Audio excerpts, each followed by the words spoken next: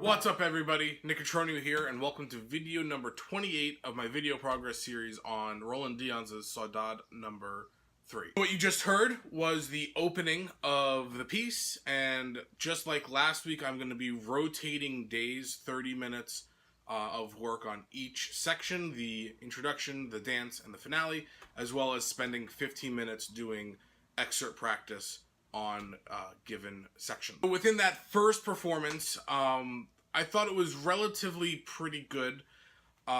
This probably I have two big complaints of the opening right now. The first is the rhythm of the lower melody.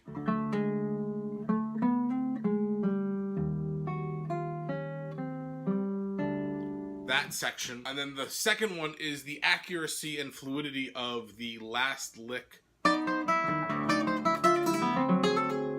That whole thing to here, that lick, going to there. So that whole last line, that's really where I spent my concentration on practice-wise. I spent probably half of my time just really working this out. Changed a little bit of the positioning of the guitar for me. I brought down the lower bout a little bit, thus raising up the neck a little bit. I tilted it a little bit so that the neck is a little bit forward, and this part is brought in a little bit. And really what I'm trying to do is just keep this part of my shoulder from hunching up this way, and by coming over this way with the guitar. So that was something that I was experimenting with, really just allowing myself, like if I want to just, you know, have my hand on the guitar, I still feel a little bit of a rise right here in the guitar where I'm just bumped up a little bit. I think that's partly due to the larger size of the lower bout on this guitar.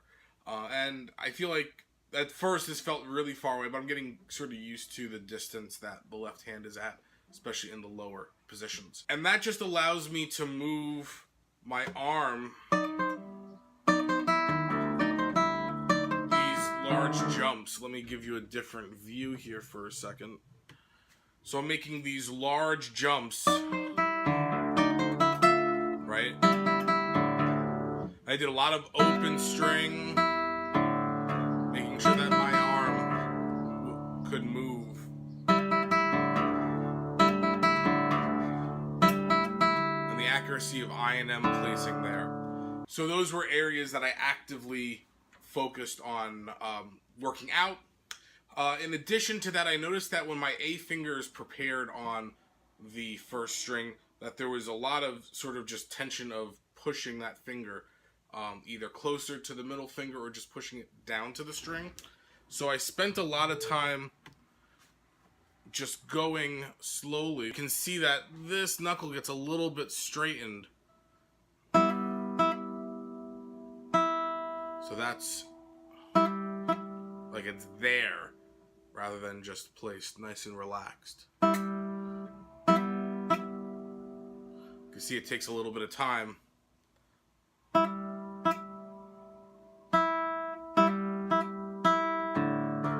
To get that relaxed. So technique-wise, those have been areas that I've been focused on in that. And just really going slow to just develop a sensation for that. In the lower octave of the slow melody has just been a lot of counting. This low bass note, I'm still not happy with it being played with the flesh. I feel like there's a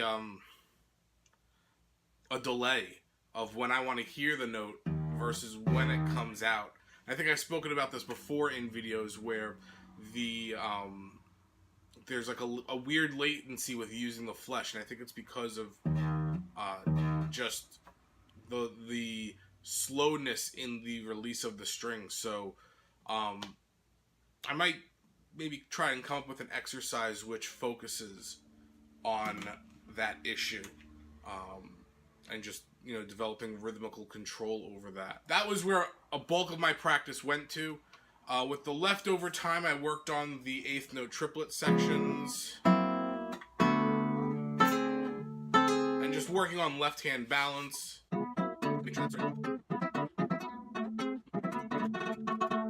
Just stumbled upon maybe a fingering solution to this, where that F sharp is always buzzing. maybe. Just stumbled upon that.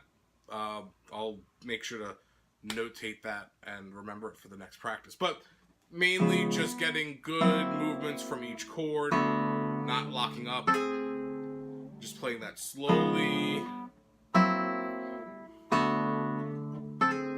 like that. So that's really where my focus was. I felt the initial start of the piece was way more in control, way more focused to the beginning. And really it's just about spot checking some of those little areas and just really trying to come up with solutions to hopefully improve the consistency of the playing. So let's take a look at the second performance and then we'll wrap up for the day.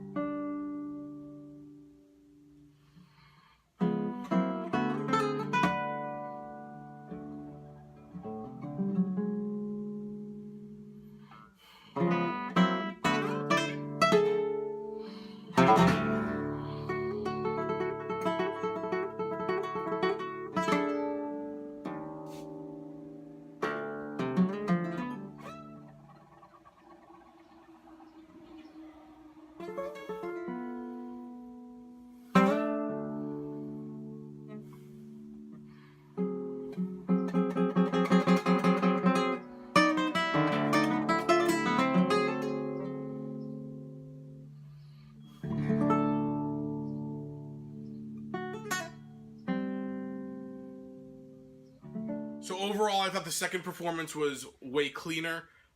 There was definitely that same thumb issue on the flesh rest stroke of the low E flat.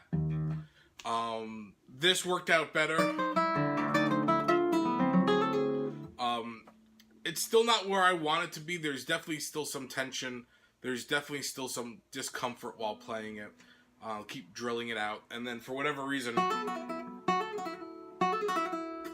that didn't speak. So I need to make sure that I give a little bit of time to that. In the next video, you'll see me working on the dance. If you have stuck around to the end of this video, thanks a lot. I greatly appreciate it. And be sure to hit that like button. If you haven't done so already, please make sure you subscribe to my channel and hit the bell notification button so that way you're notified every time I release a video. Finally, thanks again for watching, and I'll see you guys in the next video.